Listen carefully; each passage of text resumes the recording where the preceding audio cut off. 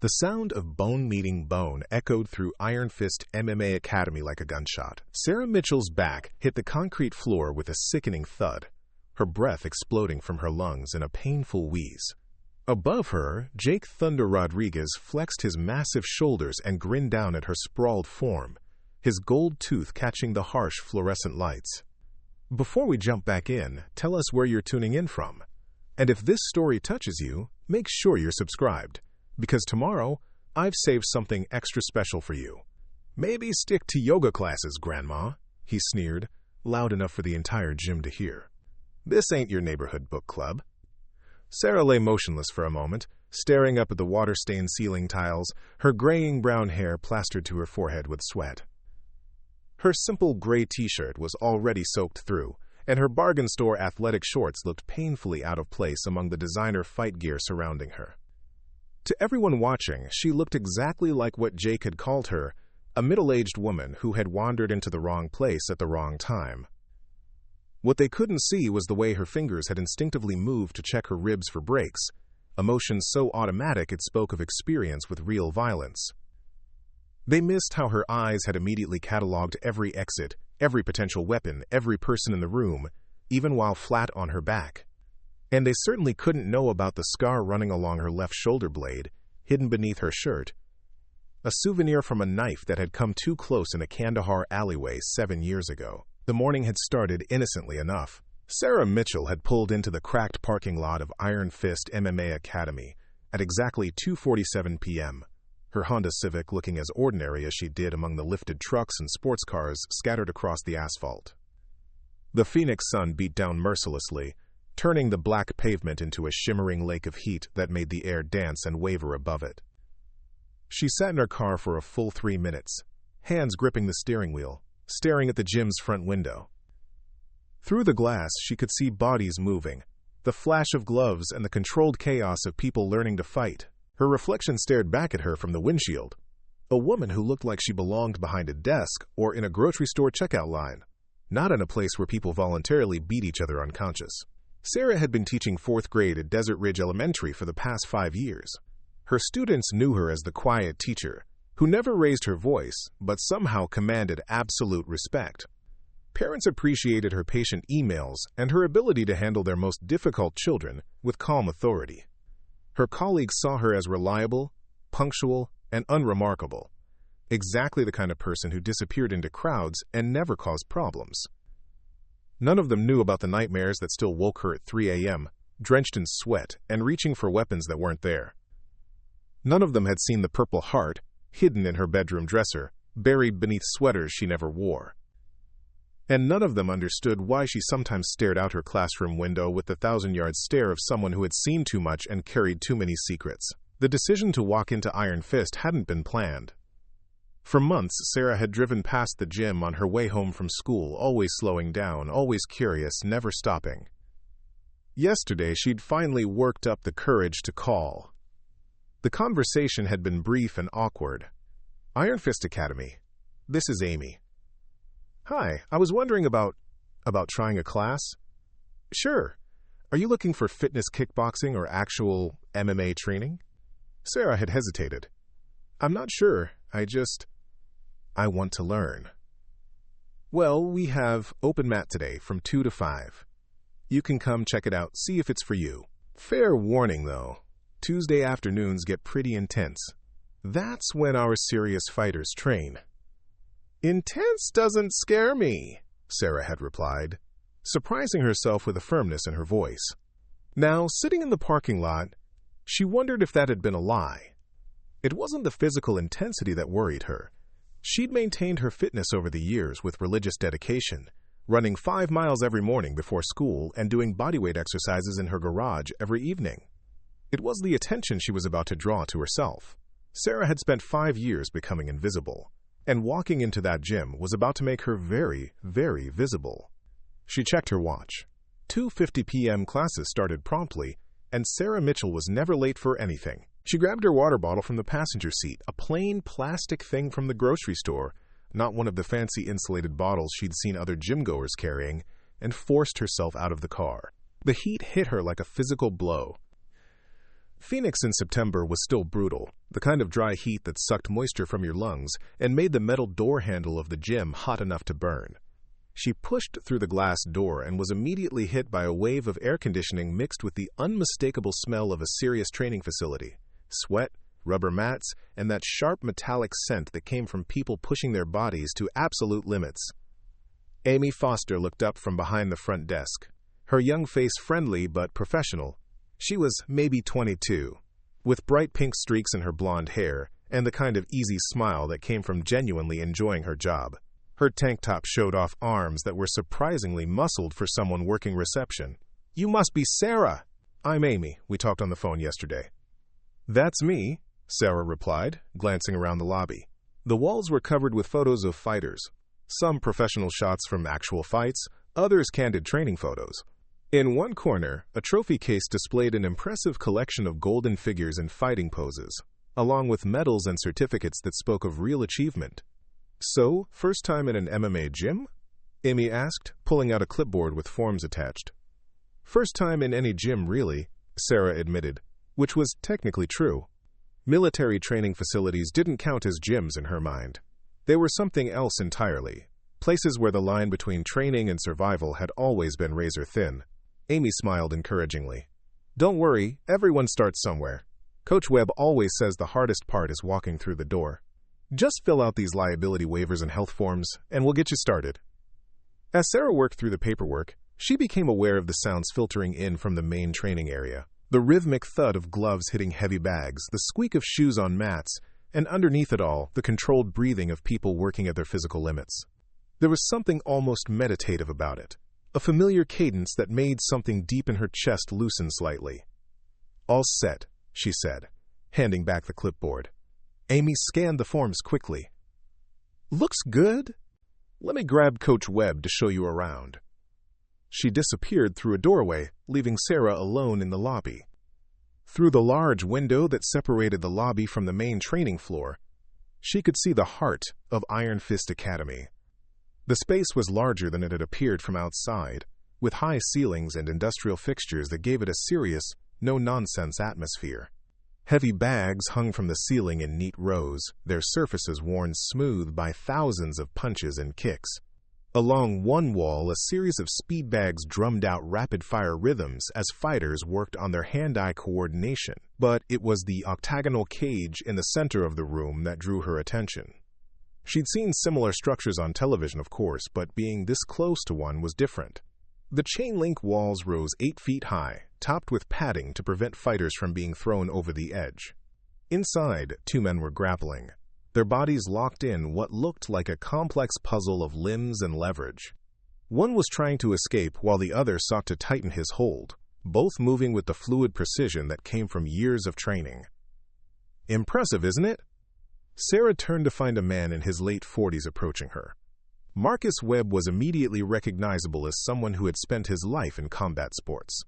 His nose had been broken at least twice, leaving it slightly crooked, and his ears showed the telltale cauliflower deformation that came from years of grappling. But his eyes were sharp and intelligent, and his handshake was firm without being crushing. "I'm Marcus Webb, owner and head coach. Amy tells me you're interested in training with us." "Sarah Mitchell. And yes, I think so. I'm not entirely sure what I'm looking for, to be honest." Marcus nodded, a gesture that somehow conveyed both understanding and evaluation. "That's fair. A lot of people come in here not knowing what they want. Some are looking for fitness. Some want to learn self-defense. Others are dealing with anger or stress. A few discover they actually want to compete. What's your background?" It was a simple question that required a complex lie. "I teach elementary school. No real athletic background, but I've always been curious about martial arts." "Elementary school," Marcus repeated, and something in his tone suggested he was filing that information away. "That takes patience, and probably more conflict resolution skills than people realize." Sarah found herself smiling genuinely for the first time since entering the gym. You'd be surprised how much 4th graders and adults have in common when they don't get their way. "I bet. Well, let me show you around, introduce you to some people, and we'll see if this is a good fit." Preparing and narrating this story took us a lot of time, so if you are enjoying it, subscribe to our channel. It means a lot to us. Now back to the story. They walked through the main training area, Marcus pointing out equipment and explaining the different classes and training philosophies. The gym was busier than Sarah had expected. Maybe 20 people working out in various ways. Some were clearly beginners, working with trainers on basic technique. Others moved with the fluid confidence of experienced fighters. Tuesday afternoons are when our competitive team trains, Marcus explained, as they paused near the cage. These guys and girls are either professional fighters or serious amateurs working toward pro careers. The intensity level is pretty high. As if to prove his point, one of the men in the cage suddenly reversed position, transitioning from nearly being submitted to controlling his opponent in one explosive movement. The watching fighters nodded appreciatively and called out encouragement. "That's Jake Rodriguez," Marcus said, indicating a massive man who was leaning against the cage, watching the grappling session. "Our current heavyweight champion. Won his last fight by knockout in the first round." Jake was everything Sarah had expected from a professional fighter and more. He stood at least 6'4", with shoulders that seemed designed to carry telephone poles and arms covered in tattoos that told stories of violence and victory. His head was shaved completely bald, making his thick neck look even more imposing, and when he smiled, a gold tooth flashed in the front of his mouth. "Jake's been training here for 6 years, Marcus continued. "Started as a bouncer who thought he was tough, turned into one of the most technical heavyweights in the region. He's got a fight coming up next month against a guy from Las Vegas." Sarah nodded politely, but something about Jake made her instinctively cautious. It wasn't his size or his obvious strength. She'd worked with plenty of large, dangerous men who were also decent human beings. It was something in his posture, the way he carried himself like he owned every space he entered and everyone in it owed it to him. "You want to try hitting some pads?" Marcus asked. "Get a feel for the basics?" "Sure," Sarah replied, though part of her was screaming that this was a mistake. She'd managed to stay invisible for 5 years. Walking into this gym, putting herself in a situation where people would be paying attention to how she moved, how she reacted under pressure. It went against every survival instinct she'd developed. Marcus led her to a corner where boxing gloves and focus mitts were stored. "Tommy!" he called out to a lean Asian man who was wrapping his hands near the heavy bags. "Come give our new member a quick pad session." Tommy Chen jogged over with the easy athleticism of someone who'd never met a physical challenge he couldn't handle. He was probably in his early 30s, with the kind of wiry build that suggested speed and endurance rather than brute strength. His smile was friendly, but Sarah caught him giving her a quick once-over that cataloged everything from her posture to her footwear. "First time?" he asked as he pulled on the focus mitts. "First time," Sarah confirmed, pulling on the boxing gloves Marcus handed her. They were well used but clean, with the leather soft from thousands of hours of training. "No problem. We'll start easy. Just get you comfortable throwing punches." Tommy held up the mitts in a basic position. "Show me a jab." Sarah threw a tentative punch, deliberately making it look awkward and uncertain. The truth was, she could have put her fist through the mitt and into Tommy's chest if she'd wanted to. But looking incompetent was part of staying invisible. "Not bad for a beginner," Tommy said encouragingly. "Try to turn your hip into it a little more. Get your whole body behind the punch." They worked through basic combinations for 10 minutes, Sarah carefully maintaining the facade of someone learning to fight for the first time. Tommy was a good teacher, patient and encouraging, and she found herself genuinely enjoying the session despite the deception. "You're picking this up pretty quick," he said as they finished. "You sure you've never done this before?" "Never," Sarah lied smoothly. "But I've always been a quick learner." It was during this conversation that Jake Rodriguez decided to make his presence known. He'd been watching from across the gym, and Sarah had been acutely aware of his attention throughout the pad session. Now he approached with the swagger of someone who'd never been told no in his life. Well, he said, his voice carrying easily across the training area. "Look what we got here. Marcus, you recruiting from the PTA now?"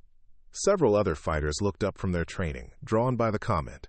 Sarah felt the familiar tightness in her chest that came with unwanted attention, but she kept her expression neutral. "Jake, meet Sarah Mitchell," Marcus said, his tone carrying a subtle warning that Jake either missed or chose to ignore. "She's interested in learning." "Learning what?" Jake laughed, looking Sarah up and down with obvious amusement. "How to get hurt." "Lady, no offense, but you look like you'd have trouble opening a pickle jar, let alone throwing a real punch." Tommy shifted uncomfortably beside them. "Come on, Jake. Everyone starts somewhere." "Sure they do," Jake agreed, but his grin was predatory. "But some people need to start at Planet Fitness, not a real fight gym. This is where warriors train, not soccer moms looking for a new hobby." Sarah felt something old and dangerous stir in her chest, but she pushed it down. "I'm not looking for trouble," she said quietly. "Just wanted to try something new." "Try something new," Jake repeated mockingly. "That's cute. You know what? I'll tell you what, Grandma. Why don't you and I do a little light sparring? Nothing serious, just some technical work. Give you a real taste of what this sport is about." The gym had gone noticeably quieter.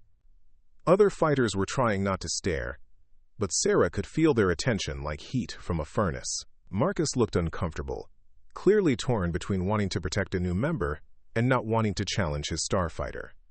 "I don't think that's a good idea," Marcus began, but Jake cut him off. "Why not? She wants to learn, right? What better way than hands-on experience?" He turned back to Sarah, his smile widening. "Unless you're scared?" Which would make sense, given the circumstances. Sarah looked around the gym, taking in the faces watching her. Some looked sympathetic, others amused, but all were waiting to see how she'd respond. She could walk away right now, claim she needed to think about it, and never come back. That would be the smart thing to do, the safe thing. Instead, she heard herself saying, "Okay." Marcus stepped forward quickly. "Sarah, you don't have to do this. Jake, she's never trained MMA before. This isn't appropriate." "Relax, Coach," Jake said, already walking toward the equipment area. "I'll go easy on her. Real light, just some basic grappling. Think of it as an advanced lesson." Tommy caught Sarah's arm as she started to follow. "You don't have to prove anything to anyone," he said quietly. "Jake's just being a jackass. You can say no." Sarah looked at him, this young man who was trying to protect her from something he thought she couldn't handle. "It's okay," she said. "I can take care of myself." "But he's a professional fighter. He outweighs you by at least 80 pounds. "I know," Sarah replied, and for just a moment, Tommy caught something in her eyes that made him step back slightly. Something that didn't belong in the face of an elementary school teacher who'd never thrown a punch in anger. Jake was already in the cage, bouncing on his toes and shadowboxing while he waited. He'd stripped down to just shorts and a rash guard, his muscled torso on full display. The tattoos covering his arms and chest told stories of previous fights, dates, opponent names, and symbols that marked victories in the cage. "Come on, teach," he called out. "Let's see what you got." Sarah walked to the cage door, very aware that every person in the gym was now watching. Amy had even come out from behind the front desk to see what was happening. She pulled off her shoes and socks, setting them neatly beside the cage, then stepped through the door. The cage felt different from the inside. Smaller, more intimate, with the chain-link walls seeming to press in from all sides. The mat beneath her feet was firm, but had just enough give to absorb impact. Above them, the fluorescent lights created harsh shadows that made Jake look even more imposing than he had outside. "You sure about this?" Marcus called from outside the cage, but Sarah could hear the resignation in his voice. He knew his fighter well enough to understand that Jake wouldn't be talked out of this now. "We're good, Coach," Jake replied, cracking his knuckles. "Just a little friendly rolling. Nothing to worry about." He approached Sarah with the casual confidence of someone who'd never lost a fight to anyone who mattered. "Okay, Grandma, here's how this works. We'll start on our feet. Just some light grappling. No striking, nothing dangerous. When one of us gets taken down, we'll work on the ground for a bit, then reset. Simple, right?" Sarah nodded, settling into a basic fighting stance that she deliberately made look uncertain and amateur. Jake's grin widened at the sight. "Ready?" he asked, then immediately shot forward without waiting for an answer. To everyone watching, what happened next looked like exactly what they'd expected. Jake easily grabbed Sarah around the waist, lifted her off her feet with casual strength, and slammed her down onto the mat with enough force to drive the air from her lungs. She hit hard, her back arching as she struggled to breathe, while Jake transitioned smoothly to a dominant position on top of her. "See how easy that was?" he said, loud enough for the watching crowd to hear. This is what happens when amateurs try to play with professionals. But what the crowd couldn't see was how Sarah had twisted slightly during the takedown, positioning herself to absorb the impact more efficiently than someone with no training should have been able to do. They missed how her hands had automatically moved to check for injuries in a pattern that spoke of extensive experience with being thrown to the ground violently. And they definitely didn't notice how her eyes had immediately focused on Jake's positioning, cataloging weaknesses and escape routes with the cold precision of someone who'd been in far worse situations than this. Jake settled into a dominant position, his weight pressing down on Sarah's chest as he controlled her arms. "Having fun yet?" he asked mockingly. "This is what real fighting feels like, not like those self-defense classes they teach at the community center." Sarah said nothing, just looked up at him with what appeared to be the wide-eyed fear of someone completely out of her depth. Inside, though, she was calculating. Jake was strong, no question about that, and he clearly had solid technical skills. But he was also arrogant, sloppy with his positioning, because he assumed his size and strength advantages made precision unnecessary. "Come on, try to escape," Jake taunted, loosening his grip slightly to make the challenge seem more sporting. "Show me what you got." Sarah made a few ineffective attempts to buck him off, her movements looking panicked and uncoordinated. Jake laughed and easily countered each attempt, his confidence growing with every passing second. "This is embarrassing," he announced to the watching crowd. "Marcus, maybe we should stick to teaching her how to use the treadmill."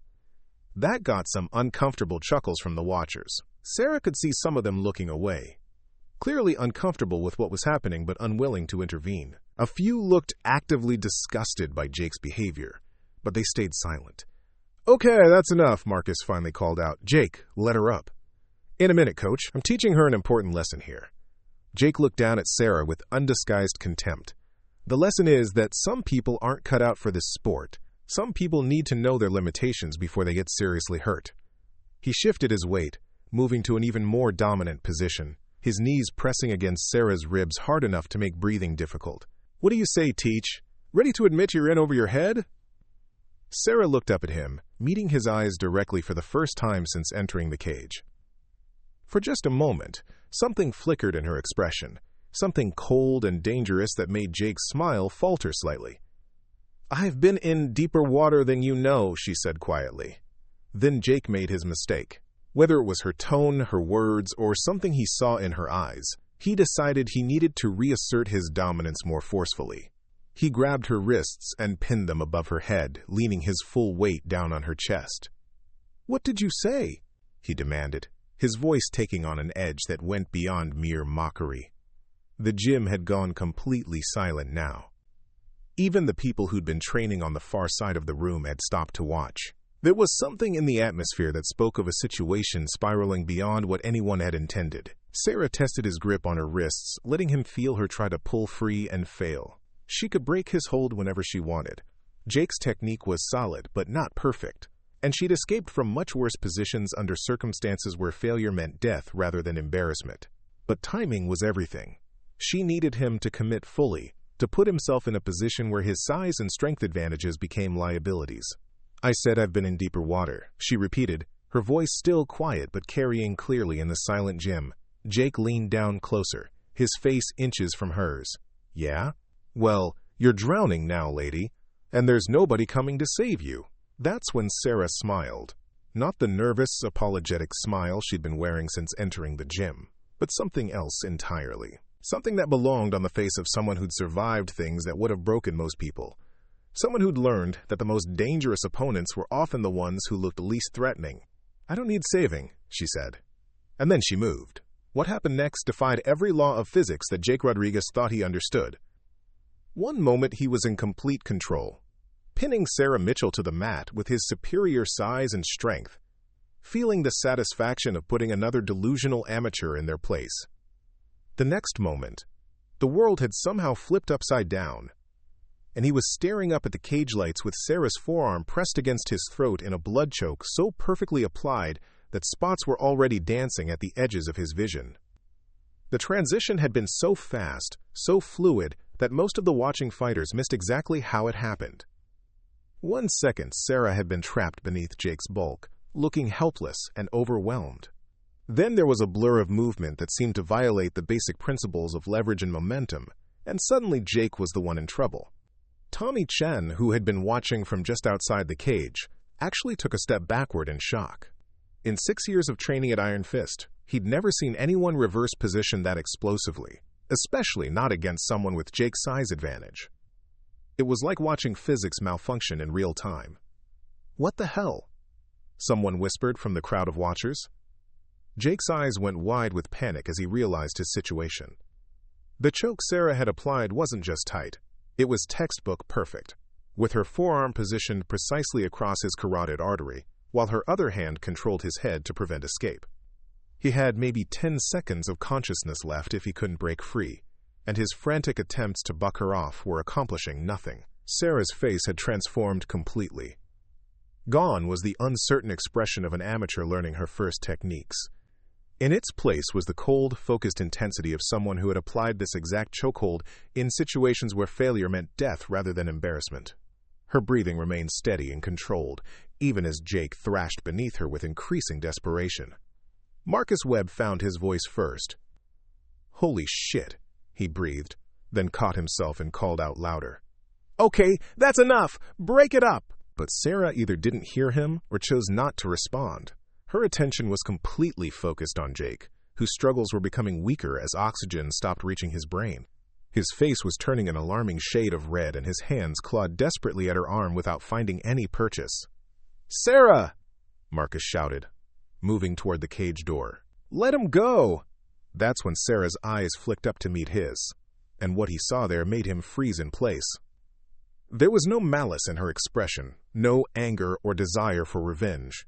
Instead, there was something far more unsettling, the calm, professional detachment of someone who had done this before, many times, and knew exactly how much pressure to apply and for how long. Jake's struggles became increasingly frantic as consciousness began to slip away. His legs kicked weakly against the mat, and a strange gurgling sound escaped from his throat. The watching fighters had gone completely silent, some of them looking genuinely frightened by what they were witnessing. Just when it seemed like Jake might actually pass out, Sarah released the choke and smoothly transitioned away from him, moving to a neutral position in the center of the cage. Jake rolled onto his side, gasping and coughing as oxygen flooded back into his system, his face slowly returning to its normal color. The gym remained absolutely silent, except for Jake's labored breathing. Sarah stood calmly in the center of the cage, not even breathing hard, looking down at the man who had been dominating her just moments before. Her expression had returned to something more neutral, but there was no hiding what everyone had just witnessed. "Jesus Christ," Lisa Kane whispered from near the heavy bags. She was one of the gym's few female fighters, a bantamweight with a professional record of 8-2, and she'd never seen anything like what had just happened. Where did that come from? Amy Foster, still standing near the front desk, was staring at Sarah with her mouth actually hanging open. The friendly receptionist looked like she was trying to process something that didn't fit into any of her existing categories for understanding the world. Jake finally managed to push himself up to a sitting position, one hand rubbing his throat where red marks were already forming. He looked up at Sarah with a mixture of shock, confusion, and something that might have been fear. "What the fuck was that?" he croaked, his voice hoarse from the pressure that had been applied to his windpipe. Sarah looked down at him with an expression that was almost sympathetic. "That was a rear naked choke," she said simply. "Applied from the bottom position using a hip escape and arm drag transition." The technical precision of her explanation somehow made what had happened even more unsettling. This wasn't luck or beginner's fortune. It was the result of serious training and extensive experience. David Park, a regular at the gym who fancied himself a tough guy despite never having competed professionally, stepped closer to the cage. "Lady, what kind of self-defense class teaches stuff like that?" "The kind where your life depends on getting it right," Sarah replied quietly. Marcus was the first to put together what everyone else was thinking but afraid to say out loud. "Sarah, I need to ask you something, and I need you to be straight with me. Where exactly did you learn to fight? Sarah looked around the gym, taking in all the faces staring at her with various mixtures of shock, confusion, and dawning suspicion. She'd known this moment would come eventually. The moment when staying invisible became impossible. She'd hoped to avoid it for a few more years, maybe indefinitely, but Jake's arrogance had forced her hand. "I told you I was a teacher," she said carefully. "Bullshit," Jake gasped from the mat, finally managing to get to his feet. "Teachers don't move like that. Teachers don't know how to apply blood chokes like some kind of assassin." "You'd be surprised what teachers learn," Sarah replied. But even she could hear how hollow the deflection sounded. Tommy had been quiet during the entire exchange, but now he stepped closer to the cage, his expression thoughtful rather than shocked. "Sarah, that transition you just used, I've only seen that in high-level competition. That's not something you pick up from YouTube videos or weekend seminars." "Maybe I'm a fast learner," she offered. "Nobody's that fast," Lisa Kane called out from across the gym. "I've been training for 12 years, and I couldn't have pulled off what you just did. Not against someone Jake's size."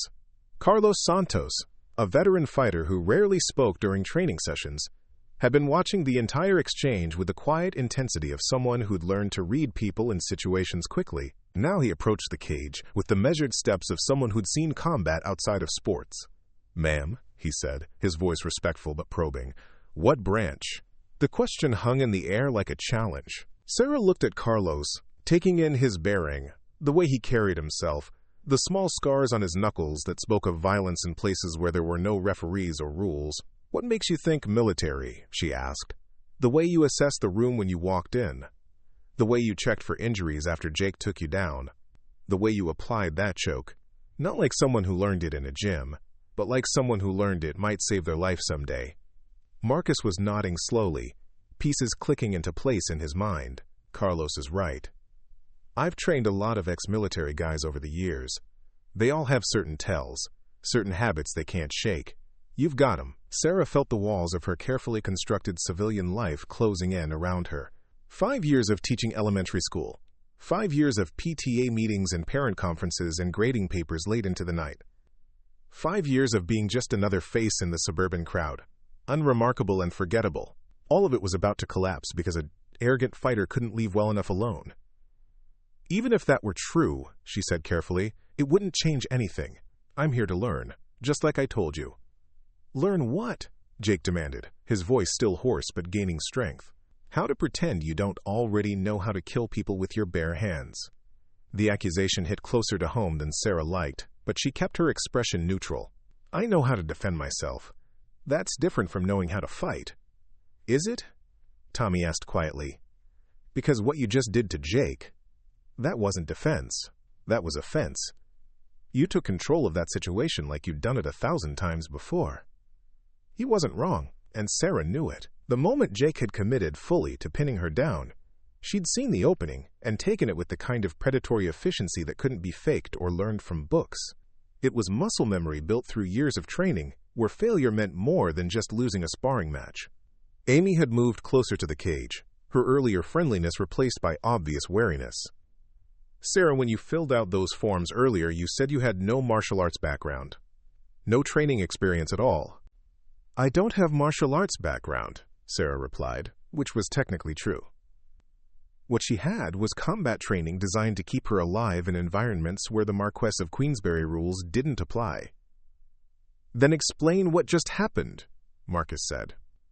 His tone wasn't accusatory, but there was an edge of authority that suggested he wasn't going to accept any more deflections.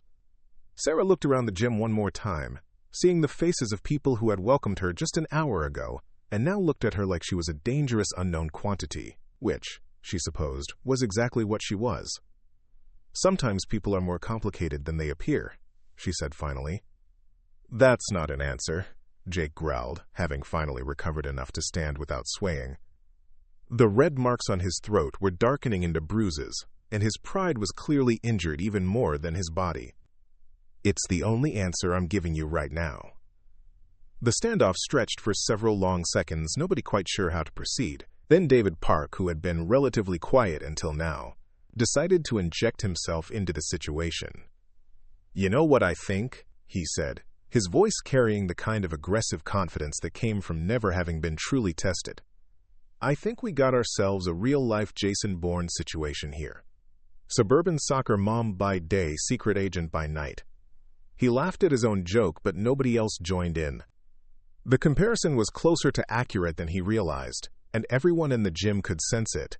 "That's ridiculous," Sarah said, but there was something in her tone that made the denial sound less than convincing. "Is it?" David pressed, encouraged by what he interpreted as weakness. "Because normal people don't just develop supernatural fighting abilities out of nowhere. Normal people don't move like you just moved." "Maybe I'm not normal people," Sarah replied, and this time there was an edge in her voice that made several people take involuntary steps backward. Lisa Kane had been watching the exchange with growing unease. As one of the few women in the gym, she'd initially felt a kinship with Sarah, had been quietly rooting for her during the confrontation with Jake. Now she wasn't sure what to think. "Sarah," she said carefully, "if you have training, serious training, why hide it? Why pretend to be a beginner?" It was a fair question, and one that Sarah had been dreading since the moment she'd walked into Iron Fist. The truth was complicated, involving classified operations she couldn't discuss, and experiences she preferred not to remember. The simple truth was that she'd been trying to start over, to become someone new, someone who didn't carry the weight of things done in service to a country that had ultimately discarded her. "Because sometimes starting over means leaving the past behind," she said quietly. "What kind of past requires that level of deception?" Marcus asked. Sarah looked at him directly, and for a moment, everyone in the gym got a glimpse of something that had nothing to do with elementary school teaching or suburban motherhood. Something harder, colder, more dangerous than anything they'd expected to encounter on a Tuesday afternoon in Phoenix. "The kind that's none of your business," she replied. The challenge was implicit, but unmistakable. Jake, who had been building up to another confrontation, suddenly found himself reassessing the situation. There was something in Sarah's posture now, a subtle shift that suggested she was no longer playing defense. Tommy, always the peacemaker, tried to diffuse the tension. "Look, we all have histories we'd rather not discuss. What matters is what happens here, in this gym. Sarah, if you want to train with us, we can work something out, but no more pretending to be something you're not." "And what exactly do you think I am?" Sarah asked. Before Tommy could answer, Carlos stepped forward again. "You're someone who's seen combat. Real combat, not the sport version we practice here. You're someone who's been in situations where the only rule was survival." Sarah neither confirmed nor denied the assessment, but her silence was answer enough for most of the people watching. Jake, having recovered his composure, if not his dignity, decided to reassert himself. "Okay, so maybe you've got some kind of military background. So what? This is an MMA gym, not a battlefield. Sport fighting has rules, techniques, strategies that have nothing to do with whatever commando shit you might have learned." "You're right," Sarah agreed. "Sport fighting does have rules. Damn right it does. And I'm still the best fighter in this gym, regardless of whatever cheap shot you just pulled."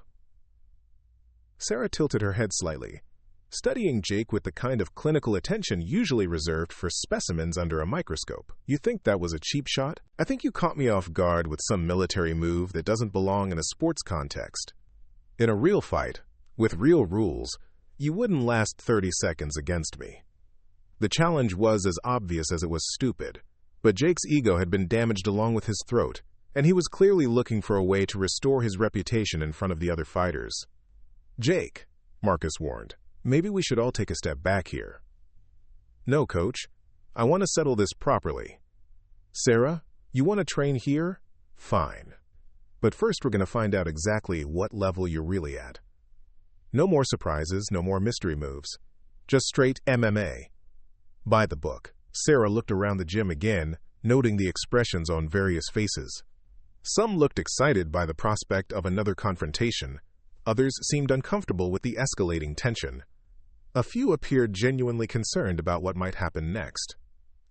"You want to fight me again?" she asked quietly. "I want to show everyone that what just happened was a fluke, a lucky move that won't work twice. And if you're wrong, Jake's gold tooth flashed in what was meant to be a confident grin. "I'm not wrong, but if I am, I'll personally apologize and welcome you to the team. And if you're right, then you admit you're not ready for this level of training and find somewhere else to play pretend warrior." The terms were clear, and everyone in the gym understood what was at stake. Sarah could walk away right now, claim she wasn't interested in proving anything to anyone, and probably never set foot in Iron Fist again. It would be the smart choice, the safe choice. Or she could accept Jake's challenge and risk exposing even more of herself than she already had. 5 minutes, she said finally. Full MMA rules. No time limits. Fight continues until someone taps out or can't continue. Jake's grin widened. Now you're talking. Marcus, you good with this? Marcus Webb had been coaching fighters for over 20 years, and his instincts were screaming that this was a bad idea. There were too many unknowns, too many variables he couldn't account for. But he also knew that some situations had their own momentum, and this was one of them. 5 minutes, he agreed reluctantly. Full contact, but I'm stopping at the moment someone's in real danger. Fair enough, Sarah said, already beginning to strip off her sweat-soaked t-shirt. Underneath, she wore a simple black sports bra that revealed more of her physique than anyone had seen before. Her arms and shoulders showed the kind of lean muscle definition that came from functional training rather than cosmetic bodybuilding. But it was the scars that really caught people's attention. Thin white lines on her left shoulder, a puckered mark on her right bicep that looked suspiciously like an old bullet wound, and along her ribs, the faded evidence of injuries that should have required extensive medical attention. Jesus, Amy whispered, staring at the roadmap of violence written across Sarah's torso. Where did you get those? Lisa asked, her voice barely audible. Sarah didn't answer, just began stretching with the methodical precision of someone preparing for serious physical confrontation. Her movements were economical and purposeful, each stretch targeting specific muscle groups that would be crucial in the upcoming fight. Jake had also stripped down to just his shorts, his massive frame making Sarah look even smaller by comparison. The size difference was ridiculous. He outweighed her by at least 80 pounds and had a 6-inch reach advantage. In any reasonable assessment, this should have been a mismatch of epic proportions. But as the two fighters prepared for their second encounter, nobody in the gym was willing to bet confidently on the outcome. Sarah had already proven that normal rules didn't seem to apply to her, and there was something in her preparation that suggested this fight might not go the way anyone expected. Last chance to back down, Jake offered, but his tone suggested he hoped she wouldn't take it. Sarah finished her stretching and looked up at him with an expression that was perfectly calm and utterly terrifying. I never back down, she said simply. And everyone in Iron Fist Academy suddenly understood that they were about to witness something that would change everything they thought they knew about fighting, about strength, and about the quiet woman who had walked into their world looking for something she'd already lost. The silence in Iron Fist Academy stretched like a taut wire as Sarah Mitchell and Jake Rodriguez faced each other in the center of the cage. This time, there was no casual arrogance in Jake's stance, no dismissive smirk playing at the corners of his mouth.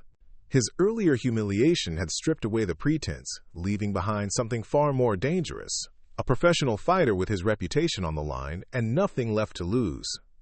Sarah stood perfectly still, her breathing deep and controlled, studying Jake with the kind of methodical assessment that made several spectators shift uncomfortably. She wasn't looking at him like an opponent in a sporting contest. She was looking at him like a problem to be solved, a threat to be neutralized with maximum efficiency and minimum risk. Marcus Webb positioned himself near the cage door, his hand resting on the latch. Every instinct developed over 2 decades of coaching fighters was telling him to stop this before it started. The dynamic between these two had moved far beyond sport, into something more primal and potentially catastrophic. Fighters ready?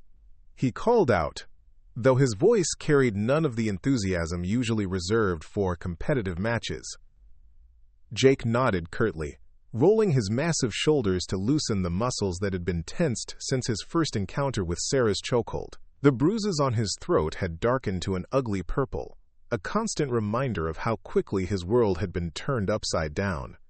Sarah simply tilted her head in acknowledgement, never taking her eyes off Jake's center of mass. She'd learned long ago that eyes could lie, hands could feint, but the core of the body always telegraphed true intentions. Fight, Marcus said quietly, and immediately regretted it.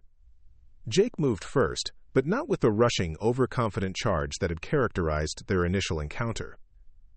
This time he approached Sarah with the calculated patience of someone who understood he was facing a genuine threat. His footwork was precise, his guard tight, his movements economical and purposeful. Sarah waited for him, making tiny adjustments to her stance as he closed the distance.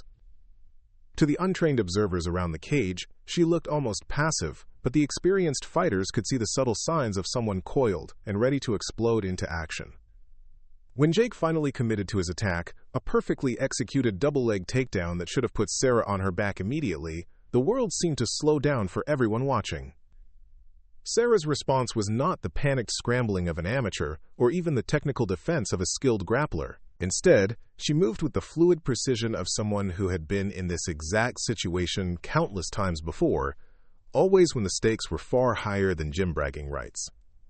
As Jake drove forward, Sarah's hips shifted almost imperceptibly, creating an angle that made his takedown attempt slide past her like water off glass. At the same moment, her right hand snaked down to control his head while her left arm hooked under his shoulder, and suddenly Jake found himself being guided past his target with momentum he couldn't stop. What followed was a scramble that looked like choreographed violence to the spectators pressed against the cage walls. Jake, realizing his takedown had failed, tried to recover by grabbing Sarah's legs and driving her backward toward the fence. Sarah responded by dropping her weight and sprawling, using Jake's own forward momentum to spin behind him. For perhaps 3 seconds, they grappled in a tangle of limbs and leverage, each seeking the advantage that would end the fight. Jake's size and strength were obvious factors, but Sarah moved with an economy of motion that seemed to multiply her effectiveness. Every grip she established served multiple purposes. Every movement flowed seamlessly into the next possibility. Then, with a transition so sudden that most observers missed how it happened, Sarah was on Jake's back. Not just on his back, but locked in place with her hooks deep under his arms, and her body perfectly positioned to avoid his attempts to dislodge her. Jake's eyes went wide as he realized his situation. This was the exact position Sarah had used to choke him unconscious moments earlier, only now she'd achieved it from a standing position against a fully prepared opponent. "Oh shit!" Tommy Chen breathed from outside the cage. Jake immediately began trying to defend, reaching back to control Sarah's arms before she could apply another chokehold. But Sarah wasn't interested in repeating her previous technique. Instead, she began working for something far more devastating. Her right arm snaked over Jake's shoulder, her hand sliding down to grip her own bicep while her left hand pressed against the back of his head. Jake recognized the setup immediately. It was a rear naked choke, the most fundamental and deadly submission in all of ground fighting. No, Jake gasped, frantically trying to tuck his chin and create space to breathe. But Sarah's technique was textbook perfect. Her forearm pressed against one side of Jake's neck while her bicep compressed the other, cutting off blood flow to his brain with surgical precision. Jake had perhaps 8 seconds of consciousness remaining, and everyone in the gym knew it. Jake's response was immediate and desperate. He threw himself backward, trying to slam Sarah against the cage wall hard enough to break her grip. It was a reasonable strategy against most opponents, but Sarah simply adjusted her position and rode out the impact, her hold never loosening. Jake tried spinning, dropping to his knees, even reaching back to grab at Sarah's hair in growing desperation. Nothing worked. Sarah's positioning was too good, her technique too refined, her understanding of leverage too complete. "Tap out," Marcus called urgently. "Jake, tap out now." But Jake Rodriguez had never tapped out in his professional career, never submitted to anyone in 6 years of fighting. His pride simply wouldn't allow it. Not in front of his home gym, not against a woman who was supposed to be an elementary school teacher. Sarah felt Jake's struggles growing weaker as oxygen deprivation began to take its toll. She could have increased the pressure, put him to sleep in seconds, but instead she did something that surprised everyone watching. She began to talk to him. "You can tap out and walk away," she said quietly. her voice perfectly calm despite the physical exertion of maintaining the submission. "Or you can go unconscious and wake up embarrassed. But this fight is over either way." Jake's response was to grab at her arms one more time, his movements growing sluggish as consciousness began to slip away. His face was turning an alarming shade of red, and a strange, keening sound was escaping from his throat. "Tap!" Lisa Kane shouted from outside the cage. "Just tap, you stubborn asshole!" Sarah waited another 3 seconds, giving Jake every opportunity to make the smart choice.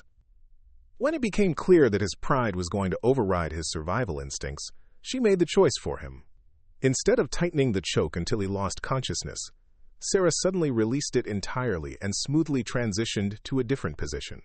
Before Jake could recover from the sudden return of oxygen to his brain, she had controlled his arm and was applying a textbook armbar with the same methodical precision she'd shown with the chokehold. Jake's arm was extended and controlled, Sarah's hips positioned perfectly across his shoulder, her legs controlling his posture to prevent escape. The submission was locked in so tightly that any attempt to struggle would result in his elbow being hyperextended beyond repair. "That's it," Marcus called out, moving toward the cage door. "Fight's over." But Sarah didn't release the hold.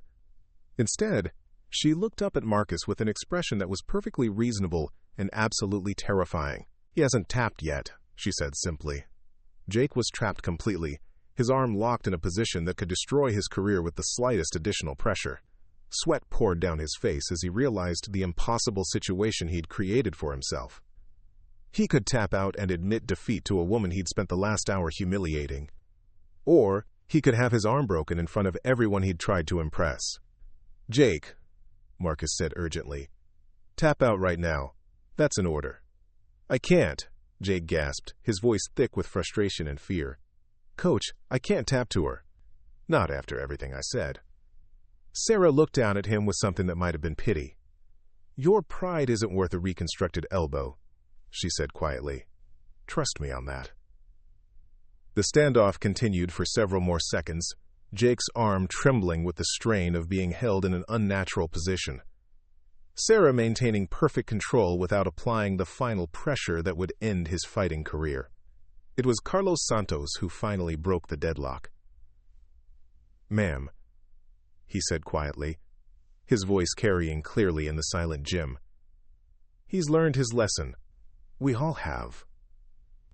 Sarah looked up at Carlos, seeing something in his eyes that spoke of shared understanding. Carlos had been in places where mercy was a luxury that could get you killed, but he'd also learned that sometimes showing strength meant knowing when not to use it. "Have you?" she asked Jake directly. "Learned your lesson?" Jake's response was barely audible. "Yes. What lesson is that? That I don't know everything. That maybe people aren't always what they seem." Sarah studied his face for a moment longer, then smoothly released the armbar and moved away from him. Jake immediately pulled his arm against his chest, rotating his shoulder carefully to make sure everything still worked properly. The gym remained absolutely silent as Sarah stood up in the center of the cage, not even breathing hard despite having just dominated a professional fighter twice her size. She looked around at the faces pressed against the chain-link walls, taking in expressions that ranged from shock to admiration to something approaching fear. "Anyone else want to test the new girl?" she asked quietly. Nobody answered. Marcus finally found his voice. "Sarah, I think we need to have a serious conversation about your background." "No," Sarah replied, her tone final. "We don't."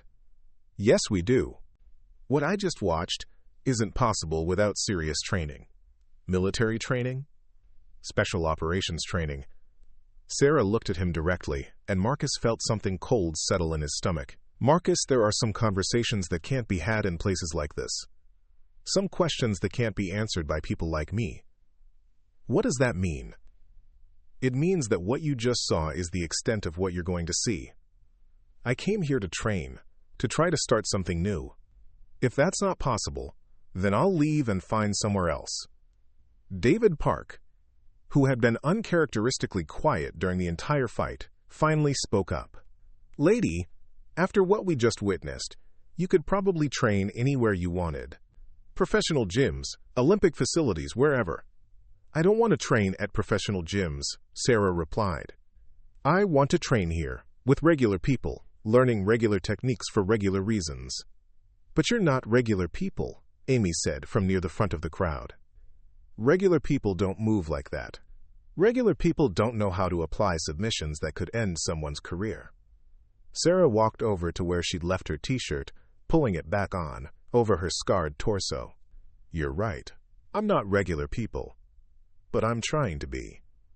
The simple honesty of the statement somehow made it even more unsettling. Jake had managed to get to his feet, still cradling his arm but apparently undamaged, except for his pride and the bruises on his throat. Sarah, he said, his voice hoarse but steady. I owe you an apology. I was out of line, way out of line. You tried to train respectfully, and I turned it into something ugly. Sarah looked at him for a long moment. Apology accepted. But Jake, you need to understand something. What happened here today? This isn't who I want to be anymore. I came here to learn how to be something different. Different from what? Tommy asked. Different from someone who solves problems the way I just solved this one. The implications hung in the air like smoke from a fire nobody wanted to acknowledge. Lisa Kane stepped closer to the cage, her expression troubled. Sarah, can I ask you something? And you don't have to answer if you don't want to. Go ahead. Have you ever killed anyone? The question landed like a physical blow, sucking all the remaining air out of the gym. Sarah stood perfectly still for a long moment, her hand unconsciously moving to touch something at her throat that was hidden beneath her shirt. Lisa, Marcus said sharply, that's not appropriate. No, it's okay, Sarah said quietly. It's a fair question, given what you just witnessed. She looked around the gym one more time, taking in all the faces staring at her with various mixtures of curiosity, fear, and something that might have been respect. The answer is yes, she said simply. More than once. In service to my country? In situations where it was necessary to protect people who couldn't protect themselves. The admission settled over the gym like a heavy blanket. Nobody seemed to know how to respond to such naked honesty about something so fundamentally serious. Carlos nodded slowly, as if Sarah had just confirmed something he'd already suspected. Afghanistan? He asked quietly. Among other places. How long? 12 years active duty. Multiple deployments.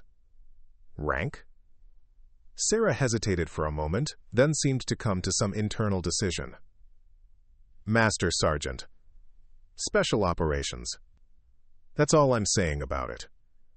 Tommy whistled softly. Special Ops. That explains a lot. Does it? Sarah asked. Because I'm not sure it explains anything that matters. What matters is that I left that life behind 5 years ago. What matters is that I'm trying to build something different now. By teaching elementary school? Amy asked, still trying to process everything she'd learned. By teaching elementary school. By being useful in ways that don't involve violence. By trying to prove to myself that I can be more than just someone who's good at hurting people. Jake, who had been quietly listening to the exchange, suddenly laughed. Not with mockery, but with something approaching understanding. You know what's funny? He said. Here I was, thinking I was this badass fighter, and I pick a fight with someone who's probably forgotten more about combat than I'll ever learn. You are a good fighter, Jake, Sarah said seriously. Your technique is solid, your conditioning is excellent, and your heart is in the right place. You just need to remember that being strong doesn't mean you have to prove it all the time. Yeah, well, I'm pretty sure I just learned that lesson the hard way. Marcus had been quiet during most of the exchange, but now he stepped forward with the air of someone who'd reached a decision. Sarah, I'd like you to stay and train with us, but I need to know, are there going to be any more surprises? Any other aspects of your background that might affect how we work together? Sarah considered the question carefully. I can't promise there won't be surprises. I've been a lot of different things to a lot of different people, and sometimes the past has a way of catching up. But I can promise that I'm here for the right reasons. And what reasons are those? I want to learn how to fight like a civilian. I want to understand what competition looks like when the stakes are just winning and losing, not life and death. I want to see if I can enjoy physical challenge without it being connected to survival. Lisa stepped closer to the cage, her expression thoughtful. Sarah, Can I ask you something else? Sure. When you were choking out Jake, when you had his arm locked up, you could have seriously hurt him, couldn't you? You could have put him in the hospital. Yes, but you didn't. Even after he humiliated you, even after he kept escalating things, you showed restraint. Why? Sarah was quiet for a long moment, her hand again moving unconsciously to whatever she wore at her throat. Because hurting people when you don't have to makes you less human, she said finally. And I've spent the last 5 years trying to remember how to be human. The gym remained silent as everyone processed what they'd witnessed and learned. Jake had found a chair and was sitting quietly, still processing his own experience of being completely dominated by someone he'd thought he could intimidate. Tommy approached the cage with his hands raised peacefully. Sarah, I'd like to formally welcome you to Iron Fist Academy, and I'd like to apologize for not speaking up sooner when Jake was being an ass. Thank you, Tommy, and there's no need to apologize. Sometimes people need to learn lessons their own way. Yeah, well, I think we all learned some lessons today. David Park, who had been uncharacteristically subdued since witnessing Sarah's display of skill, finally found his voice. Sarah, I just want to say I was wrong about everything. About you. About what I thought I knew about fighting, about what real strength looks like. You weren't wrong about everything, David. You were just working with incomplete information. Still, I feel like an idiot. Don't. Feeling like an idiot means you're capable of learning. That's more than a lot of people can say. Marcus was still struggling with the implications of what he'd witnessed. Sarah, I have to ask, are you planning to compete? Because with skills like that, you could probably... No, Sarah interrupted firmly. I'm not planning to compete. I'm not here to win fights or prove anything to anyone. I'm here to train, to learn, to be part of something normal for once in my life. But with your background, your skill level. My background is exactly why I don't want to compete. I've had enough of situations where the goal is to defeat other people.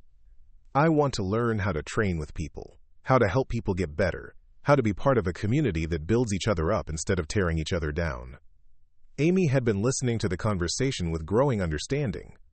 That's why you pretended to be a beginner, isn't it? You wanted to start over, to learn how to be a student instead of always being the expert.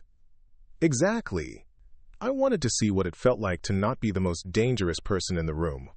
I wanted to experience training without the weight of everything I've done and everything I've seen. Carlos nodded slowly. That makes sense. Sometimes you need to put down the weapon to remember what your hands were made for besides fighting. That's beautifully put, Carlos. I had some help learning that lesson myself. The atmosphere in the gym had shifted completely from the tension and hostility of an hour earlier. What had started as a confrontation between an arrogant champion and an apparent amateur had become something much more profound. A moment of shared understanding about strength, vulnerability, and the courage required to change who you are. Jake finally stood up from his chair, moving carefully but apparently without any lasting damage from the submissions Sarah had applied. He approached the cage with obvious hesitation, stopping just outside the door. Sarah, I know I already apologized, but I need to say something else. What you did today, showing restraint when you could have really hurt me, trying to teach instead of just punish, that took more strength than anything I've ever seen in this gym. Sarah looked at him through the chain link, seeing not the arrogant bully who had started this encounter, but a young man who just learned something important about himself and the world. Jake, you're going to be a better fighter because of what happened today. Not because you learned new techniques, but because you learned something about respect. That's going to make you stronger than any physical training ever could. I hope so. And Sarah, if you ever want a training partner, someone who knows what it's like to make mistakes and try to do better, I'd be honored.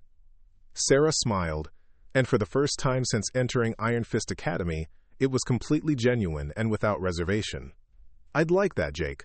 I'd like that a lot. 3 weeks after the incident that would forever change the dynamic at Iron Fist Academy, Sarah Mitchell found herself in a position she never expected, teaching a women's self-defense seminar to a packed gymnasium at Desert Ridge Community College. Word of what had happened at the MMA gym had spread through Phoenix's fitness community like wildfire, morphing and growing with each retelling until Sarah had become something of an urban legend. The reality was far more mundane and infinitely more meaningful. Sarah stood at the front of a room filled with 37 women ranging in age from 19 to 68, each carrying their own reasons for wanting to learn how to protect themselves. Some were college students walking alone across campus late at night. Others were mothers concerned about their safety in parking lots and grocery stores. A few were survivors of domestic violence, looking to reclaim a sense of personal power that had been stolen from them. The most important thing you need to understand, Sarah was saying as she demonstrated a basic hip toss on Amy Foster, who had volunteered to be her assistant for the seminar, is that real self-defense isn't about becoming a fighter. It's about creating opportunities to escape from dangerous situations. Mrs. Eleanor Rodriguez, a 62-year-old retired librarian whose grandson Jake had told her about Sarah's abilities, raised her hand tentatively. But what if running isn't an option? What if you're cornered? Sarah helped Amy back to her feet and turned to address the older woman directly. Then you use whatever tools you have available to create those opportunities. But the goal is never to win a fight. The goal is always to survive and get home safely. Over the past 3 weeks, Sarah had discovered something unexpected about herself. She was a natural teacher in ways that went far beyond her elementary school classroom, where military training had focused on eliminating threats with maximum efficiency. Civilian self-defense required a completely different mindset. It was about awareness, de-escalation, and using just enough force to create escape opportunities. Sarah called out Jessica Kim, a nursing student at Arizona State. "My boyfriend keeps telling me that women can't really defend themselves against men because of size and strength differences. Is that true?" The question hung in the air, and Sarah could see several women in the group leaning forward with obvious interest. It was a concern she'd heard repeatedly since word of her background had gotten out. "Your boyfriend is partially right," Sarah replied, ignoring the disappointed expressions that flickered across several faces. In terms of raw physical strength, most men do have advantages over most women. But self-defense isn't about strength. It's about leverage, timing, and the willingness to do whatever it takes to protect yourself. She gestured for Amy to approach her again. "Amy, grab my wrist like you're trying to drag me somewhere I don't want to go." Amy complied, gripping Sarah's right wrist firmly with both hands. From the perspective of the watching women, it looked like Sarah was trapped. Amy was younger, taller, and obviously stronger. "Now watch what happens when I stop trying to pull away and start working with physics instead," Sarah said calmly. What followed was so simple and effective that several women gasped in surprise. Instead of trying to overpower Amy's grip, Sarah suddenly stepped forward and rotated her arm in a small circle that seemed to pass right through Amy's hands. The movement was so smooth and natural that it looked effortless, but the result was immediate. Sarah was free, and Amy was momentarily off balance. "The human grip is incredibly strong in one direction," Sarah explained as Amy rubbed her hands where Sarah's movement had strained her fingers, "but it has natural weak points. When you understand those weak points, size and strength become much less important." Margaret Chen, a 45-year-old accountant who had signed up for the seminar after a frightening encounter in a parking garage, raised her hand. "That looks simple when you do it, but how do we know we'll remember it when we're scared?" It was exactly the right question, and Sarah smiled with genuine appreciation. "Margaret, that's the most important question anyone's asked today. The truth is, you won't remember complex techniques when you're flooded with adrenaline and fear. That's why we focus on simple, natural movements that work with your body's instincts rather than against them." Sarah had learned this lesson in environments far more dangerous than community college gymnasiums. In the mountains of Afghanistan, when Taliban fighters had ambushed her patrol, and she'd found herself separated from her unit with a jammed rifle and a knife-wielding attacker twice her size, complex martial arts techniques had been useless. What had saved her life was understanding leverage, using her opponent's aggression against him, and the willingness to do whatever was necessary to survive. But these women didn't need to know those details. What they needed was practical knowledge they could actually use. "Let's practice that wrist escape in pairs," Sarah instructed. "Take your time, focus on the mechanics, and remember, smooth is fast, and fast is smooth." As the women paired off and began practicing, Sarah moved among them, offering corrections and encouragement. It was during these moments that she felt most connected to her new identity as a teacher and mentor. These women trusted her with their safety, their confidence, their belief that they could protect themselves if necessary. It was also during these moments that she understood how much her encounter with Jake Rodriguez had changed her. For 12 years in the military, Sarah had been defined by her capacity for violence. She had been selected, trained, and deployed specifically because of her ability to neutralize threats with lethal efficiency. Her value to her unit, her country, and ultimately herself had been measured by her willingness to use force when others couldn't or wouldn't. The transition to civilian life had been jarring, precisely because those skills seemed to have no constructive application. What good was the ability to kill silently with improvised weapons when your daily concerns involved lesson plans and parent-teacher conferences? But watching Margaret Chen successfully escape from her partner's grip for the first time, seeing the mixture of surprise and empowerment in the older woman's eyes, Sarah finally understood how her background could serve a different purpose. "Excellent work, Margaret," she said as the accountant completed the technique. "How did that feel?" "Like magic," Margaret replied, slightly out of breath but grinning. "I can't believe something so simple actually worked." "That's because you're working with physics instead of against it. Your attacker expects you to pull away, to struggle frantically. When you do something unexpected, something that uses their own strength against them, they become the ones who are off balance." As the seminar progressed, Sarah introduced more techniques: how to break free from various grabs, how to use everyday objects as defensive tools, how to recognize and avoid potentially dangerous situations before they escalated. But underlying all the technical instruction was something more fundamental. "The most important weapon you have," she told the group during a break, "isn't your fists or your feet. It's your mind, your awareness of your surroundings, your trust in your instincts, your refusal to be a victim." Lisa Kane had been watching from the back of the room, having arrived halfway through the seminar. As one of the few professional female fighters in Phoenix, she'd been curious about Sarah's teaching methods. Now she approached with obvious respect. "Sarah, can I ask you something privately?"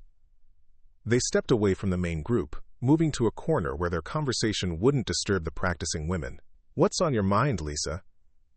"I've been thinking about what happened at the gym 3 weeks ago, and I keep coming back to something you said about trying to remember how to be human." Sarah nodded, unsure where the conversation was heading. "The thing is, watching you teach today, seeing how you interact with these women, you don't look like someone who's forgotten how to be human. You look like someone who understands humanity better than most people." It was an observation that hit closer to home than Lisa probably realized. Sarah had spent the weeks since the incident at Iron Fist questioning everything she thought she knew about herself, her past, and her future. "I appreciate that, Lisa. But there's a difference between understanding humanity and actually being fully human yourself." "What do you mean?" Sarah looked out at the women still practicing their techniques, their faces flushed with exertion and concentration. "For 12 years, I was trained to see people as either threats to be eliminated or assets to be protected. That kind of thinking becomes automatic after a while. You lose the ability to just see people as people. But you're seeing these women as people. I'm trying to. It's getting easier, but it's still work. Every day, I have to consciously choose to respond to situations as Sarah the teacher instead of Master Sergeant Parker the operator." Lisa was quiet for a moment, processing the implications of what Sarah had shared. "Is that why you reacted the way you did to Jake's challenge? Because your training took over?" "Partly.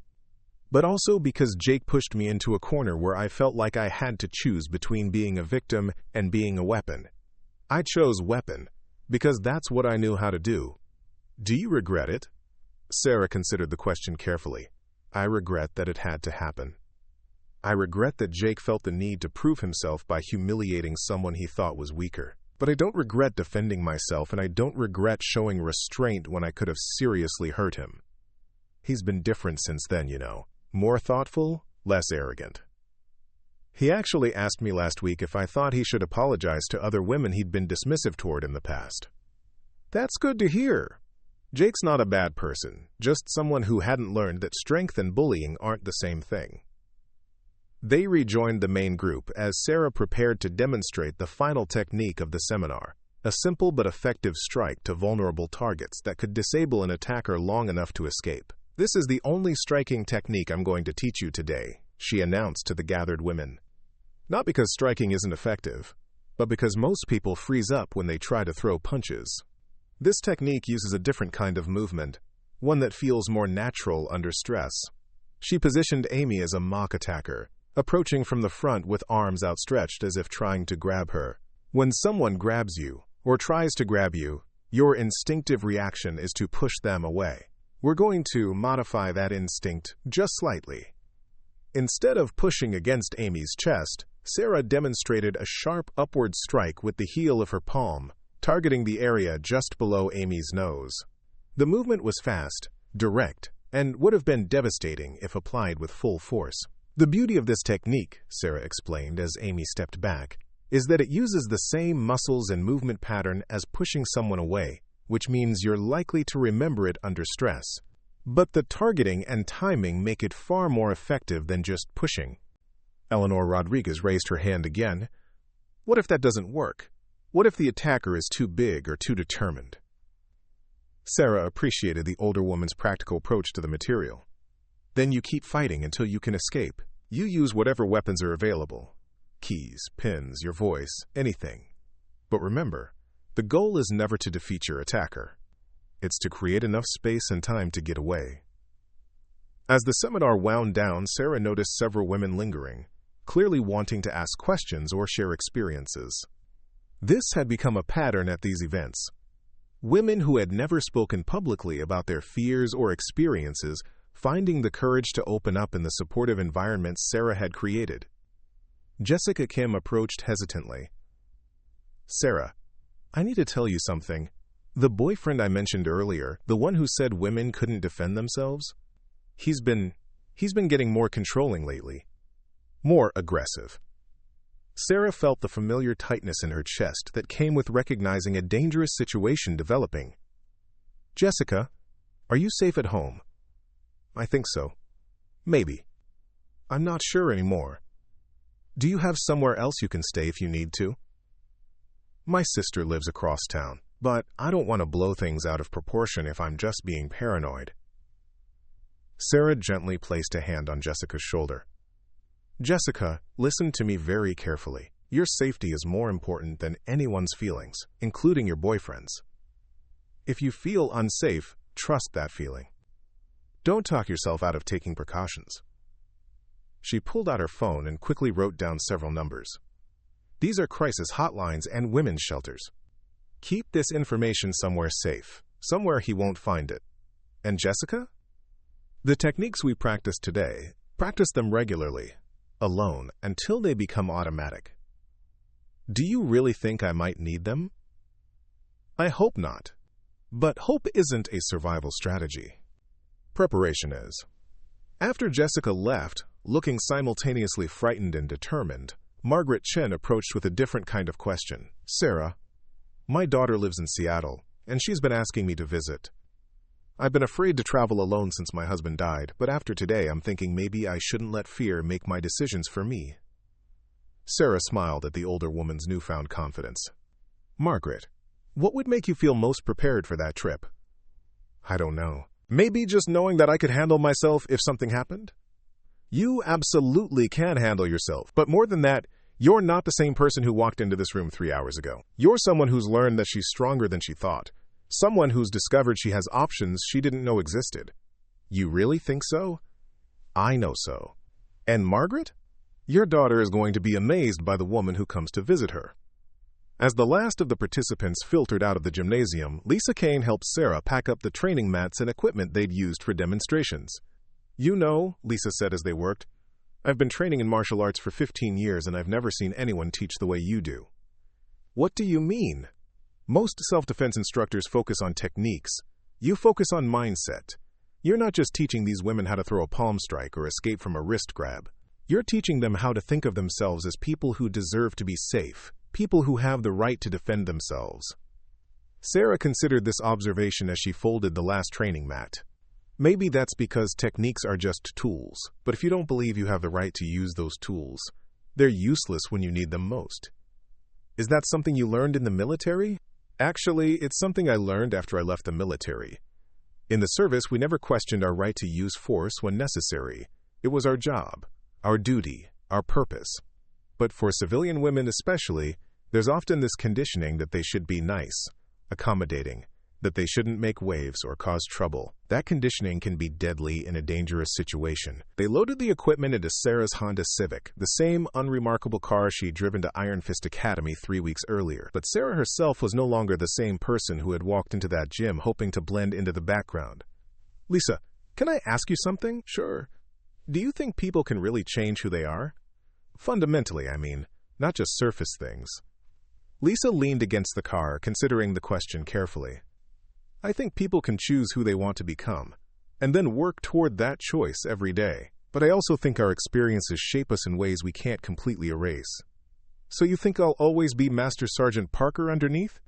"I think you'll always have those skills, that training, that experience. But I also think Sarah Mitchell, the teacher, is just as real, just as valid. Maybe the goal isn't to choose between them, but to find a way to integrate them." It was an insight that Sarah found herself thinking about during the drive home through the Phoenix suburbs. For 5 years, she'd tried to compartmentalize her life, to keep her military past completely separate from her civilian present. The incident at Iron Fist had shattered that artificial division, but maybe that wasn't entirely a bad thing. Maybe the women at today's seminar had benefited precisely because Sarah could draw on both sides of her experience. The tactical knowledge of someone who'd faced life-or-death situations, combined with the nurturing instincts of someone who'd chosen to dedicate her life to helping others grow and learn. Her phone rang as she pulled into her driveway, interrupting her thoughts. The caller ID showed a number she didn't recognize, but something about it seemed familiar. "Hello? Sarah Mitchell? This is Colonel Martinez from the Veterans Affairs Office in Phoenix. I was wondering if we could arrange a meeting to discuss some opportunities we think might interest you." Sarah felt her guard go up immediately. She'd made it clear when she separated from the service that she wanted no further contact with military or government agencies. "Colonel, I'm not interested in consulting work or contract positions." "Ma'am, this isn't about bringing you back into any kind of operational role. This is about something entirely different. Something that might align with the work you're already doing in the community." Despite herself, Sarah was curious. "What kind of work?" "We've been getting reports about self-defense seminars you've been conducting. High-quality instruction, focused on practical application, specifically designed for civilian women. We'd like to discuss the possibility of expanding that program through VA resources." "Expanding it how?" "Supporting it with funding, facilities, maybe even helping you develop a standardized curriculum that could be taught at VA centers across the Southwest. We're seeing increasing demand for these kinds of programs, especially among female veterans and military spouses." Sarah sat in her car, engine off, trying to process what she was hearing. For 5 years, she'd assumed that her military background was something to be hidden, overcome, left behind. Now, for the second time in 3 weeks, someone was suggesting that those experiences might actually have constructive applications. "Colonel Martinez, I'll need to think about this." "Of course, but Sarah, if I may, we've been following your transition to civilian life, and what you've accomplished is remarkable. You've found a way to serve that draws on your strengths while helping people who really need it. That's exactly the kind of post-service success story we need more of." After ending the call, Sarah sat in her driveway for several more minutes, watching the sun set over the suburban landscape that had become her refuge from a more complicated past. Children rode bicycles on sidewalks, neighbors watered their lawns, and the rhythm of ordinary life continued around her. For the first time since leaving the military, Sarah found herself wondering if hiding from her past had been the right choice. Maybe integration, as Lisa had suggested, was a better path than compartmentalization. Her phone buzzed with a text message from Jake Rodriguez. "Hey Sarah, hope the seminar went well today. Wanted you to know I've been thinking about what you said about strength and respect. I talked to my ex-girlfriend today and apologized for some things I did that I'm not proud of. Thanks for the lesson." Sarah smiled as she read the message, then typed back. "That took real courage, Jake. See you at training Thursday." His response came quickly. "Wouldn't miss it. I've got a lot more to learn." As Sarah finally got out of her car and headed toward her front door, she realized that Jake's text had crystallized something she'd been struggling to understand about her own journey. Real courage wasn't just about facing physical danger or making split-second tactical decisions. Sometimes it was about acknowledging mistakes, making difficult apologies, and choosing to become better than you'd been before. And sometimes it was about accepting that the person you'd been and the person you were becoming didn't have to be enemies. They could be allies in service of something larger than either one alone could accomplish. Sarah unlocked her front door and stepped into her small, neat house, already thinking about the curriculum she might develop if she decided to accept Colonel Martinez's offer. For the first time in 5 years, the future looked like something more interesting than just a place to hide from the past. It looked like a place where Master Sergeant Parker and Sarah Mitchell could finally learn to work together. 6 months had passed since Sarah Mitchell first walked into Iron Fist Academy, and the Phoenix Veterans Administration building buzzed with an energy that Colonel Martinez had never seen before. The conference room on the 3rd floor was packed beyond capacity, with people standing along the walls and spilling out into the hallway. Representatives from 12 different VA centers across Arizona, New Mexico, and Nevada had come to witness the official launch of the Adaptive Defense Training Program. Sarah stood at the front of the room, no longer the uncertain woman who had once pretended to be a beginner at martial arts. She wore a simple black polo shirt with the VA logo, dark slacks, and the same practical boots she'd worn to that first training session. But everything else about her had changed. Her posture radiated quiet confidence. Her voice carried the authority of someone who had found her true calling, and her eyes held the bright focus of someone who had finally reconciled her past with her future. "Ladies and gentlemen," Colonel Martinez announced to the assembled crowd, "I'd like you to meet Sarah Mitchell, the founder and director of what we believe will become one of the most important veteran support programs in the Southwest." The applause was warm and sustained, but Sarah waited for it to die down before speaking. She had learned that the most powerful messages often came from the quietest voices. "Thank you, Colonel Martinez. 6 months ago, I thought my military service was something I needed to leave behind completely. I believed that the skills I'd learned, the experiences I'd had, the person I'd been trained to become, none of that had any place in civilian life." She paused, looking out at the faces in the audience. Many were veterans themselves, people who understood the challenge of translating military experience into civilian success. Others were VA administrators, social workers, and community leaders who had seen too many veterans struggle with the transition to civilian life. "I was wrong," Sarah continued, "not because military skills have direct civilian applications, but because the values that made us good soldiers, sailors, airmen, and Marines, service, protection, dedication to something larger than ourselves, those values don't have to disappear when we take off the uniform." In the back of the room, Jake Rodriguez stood with several other members of Iron Fist Academy.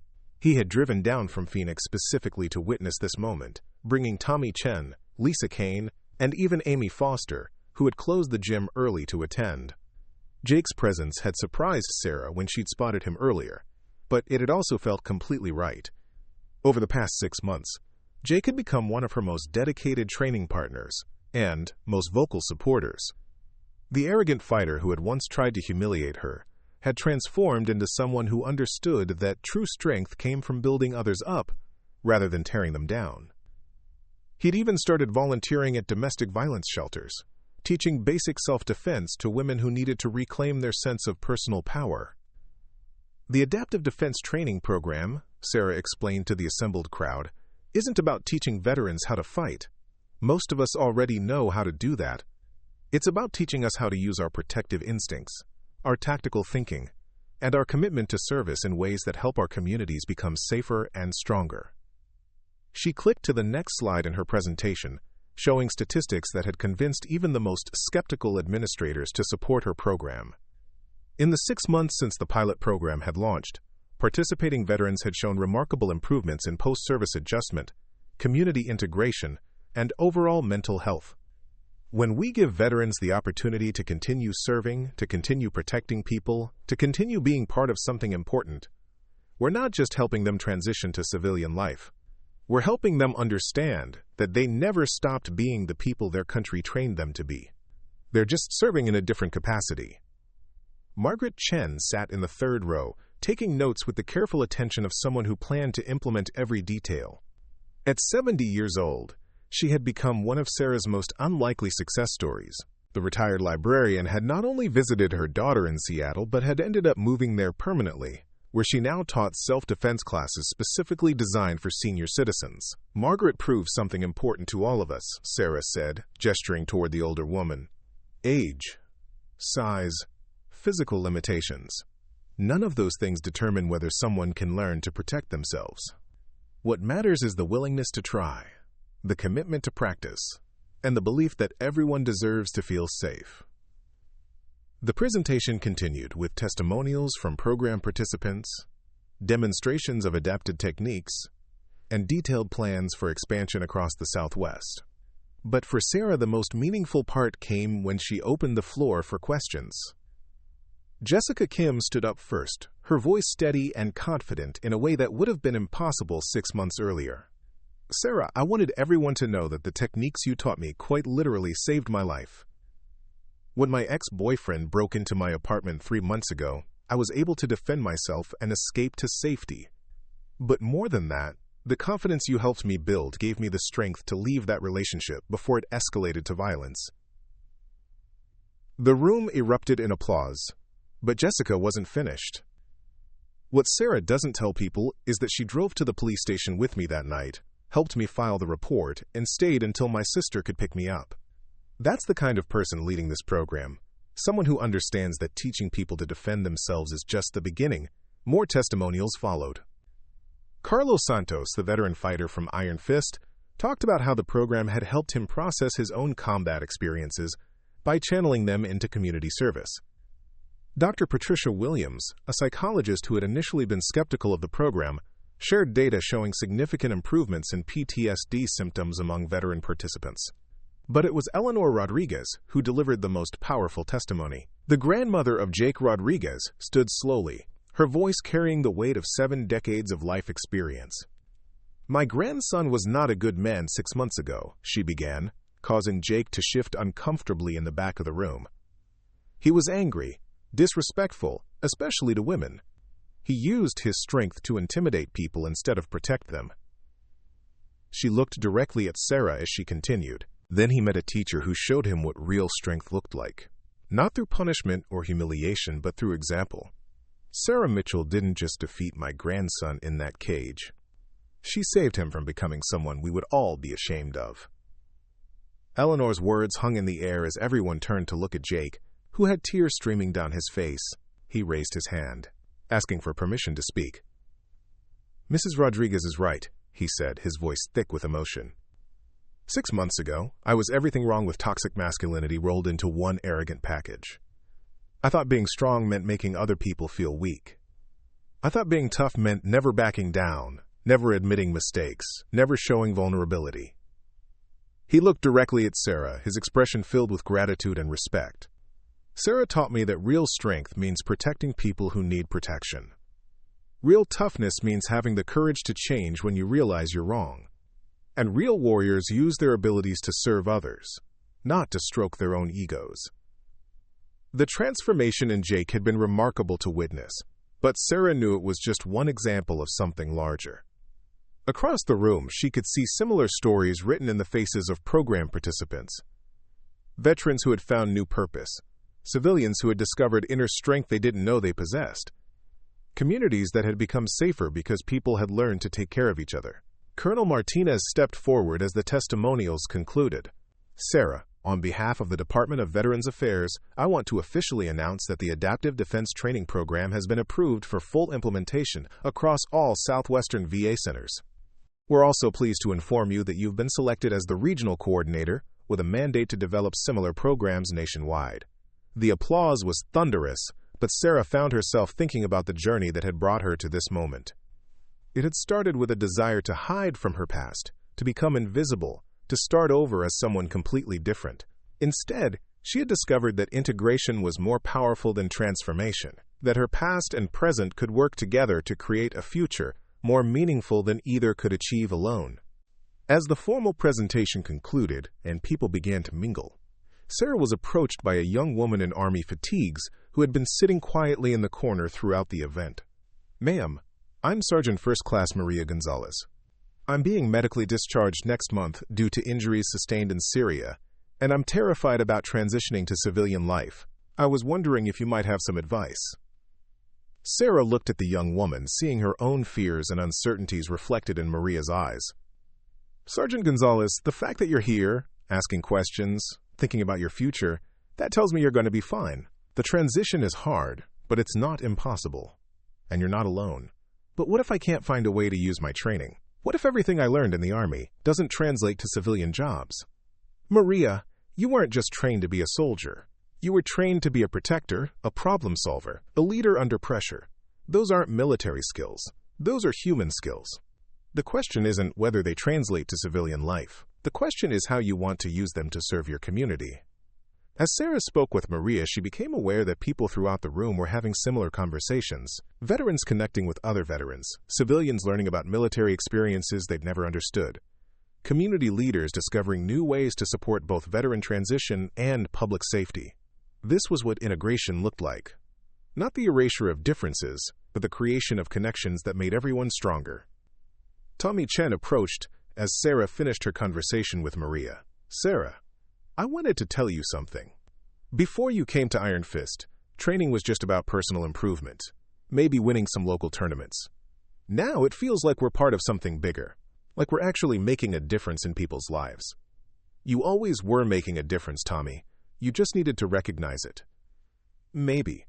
But you showed us how to think beyond ourselves. That's changed everything about how we approach training, how we treat each other, how we see our responsibilities to the community. Lisa Kane joined them, carrying a folder filled with paperwork. Sarah, I've been working on the instructor certification requirements for the program. We've got applications from fighters in 7 different states who want to become certified to teach these techniques. That's wonderful, Lisa. But remember, technical skill is just the beginning. The people we certify need to understand that they're not just teaching self-defense. They're teaching empowerment, confidence, and community responsibility. I know. That's why the application process includes psychological evaluation, background checks, and a mandatory training period on trauma-informed instruction. We want to make sure everyone who represents this program understands what we're really about. As the afternoon wound down, Sarah found herself standing in the parking lot with the Iron Fist crew, watching the sun set over the desert landscape that had become her home in ways that went far beyond geography. You know what's funny? Jake said as they prepared to drive back to Phoenix. 6 months ago, I thought the worst thing that could happen to me was losing a fight. Now I realize the worst thing that could happen would be forgetting why fighting skills matter in the first place. And why do they matter, Jake? Because when you have the ability to protect people, you have the responsibility to protect people. Not just physically, but emotionally, psychologically, spiritually. We're all responsible for taking care of each other. Sarah smiled, remembering the arrogant young man who had tried to humiliate her in the cage half a year earlier. That person still existed somewhere inside Jake, but he had been transformed by the understanding that true strength was measured not by the ability to dominate others, but by the willingness to lift them up. Jake, you've learned something that took me years to understand. You're going to help a lot of people with that knowledge. As they drove back toward Phoenix, Sarah reflected on the conversation she'd had with Colonel Martinez earlier that day about the national expansion of the program. Within 2 years, they hoped to have adaptive defense training centers in every major city in America, staffed by veterans who had found ways to continue serving their communities. But for Sarah, the success of the program would never be measured in numbers or statistics. It would be measured in moments like Jessica Kim finding the courage to leave an abusive relationship, Margaret Chen discovering she was stronger than she'd ever imagined, and Jake Rodriguez learning that real warriors protect rather than intimidate. Her phone buzzed with a text message from Amy Foster. Sarah, just wanted you to know that 3 more women signed up for next week's self-defense class after hearing about today's announcement. Also, my little sister wants to know if you'll be teaching a teenage program soon. Sarah typed back, tell your sister we're working on it. And Amy, thank you for everything you've done to support this program. You've been instrumental in making it work. The response came quickly. Are you kidding? You gave all of us the chance to be part of something that actually matters. Thank you for showing us what service really looks like. As Phoenix spread out before them in the gathering darkness, Sarah realized that she had finally found the answer to the question that had haunted her for 5 years. How do you rebuild your life after losing everything you thought defined you? The answer wasn't about forgetting the past or completely reinventing yourself. It was about finding ways to honor both who you had been and who you were becoming, using the best parts of your experience in service of values that transcended any single identity or role. Master Sergeant Parker and Sarah Mitchell weren't separate people anymore. They were integrated aspects of someone who had learned that true strength came not from the ability to inflict damage, but from the wisdom to know when protection was needed and the courage to provide it. 6 months ago, Sarah had walked into Iron Fist Academy, hoping to disappear into the background of ordinary civilian life. Instead, she had discovered that extraordinary service didn't require a uniform, that protecting others didn't require a battlefield, and that the greatest victories were often won not through combat, but through the patient work of helping others discover their own strength. The Adaptive Defense Training Program would continue to grow, reaching veterans and civilians across the country who needed to learn that they were stronger than they knew, more capable than they believed, and more valuable than they had been taught to think. But for Sarah Mitchell, the real victory had already been won. She had learned to see herself not as a broken veteran trying to hide from her past, but as a whole person whose experiences, both military and civilian, made her uniquely qualified to help others navigate their own journeys towards strength, purpose, and service. As they pulled into the Iron Fist parking lot, Sarah looked up at the sign that had once seemed so intimidating. Now it just looked like home. A place where people came to learn not just how to fight, but how to protect, how to serve, and how to become the best versions of themselves. Jake, Tommy, Lisa, and Amy walked toward the gym entrance, chatting about training schedules and upcoming seminars. Sarah lingered by her car for a moment, watching them go, grateful for the community that had formed around shared values of protection, growth, and mutual support. Tomorrow would bring new challenges, new students, new opportunities to serve. But tonight, Sarah Mitchell was exactly where she belonged, doing exactly what she was meant to do, using every part of who she was in service of helping others become who they were meant to be. Up next, you've got 2 more standout stories right on your screen. If this one hit the mark, you won't want to pass these up. Just click and check them out.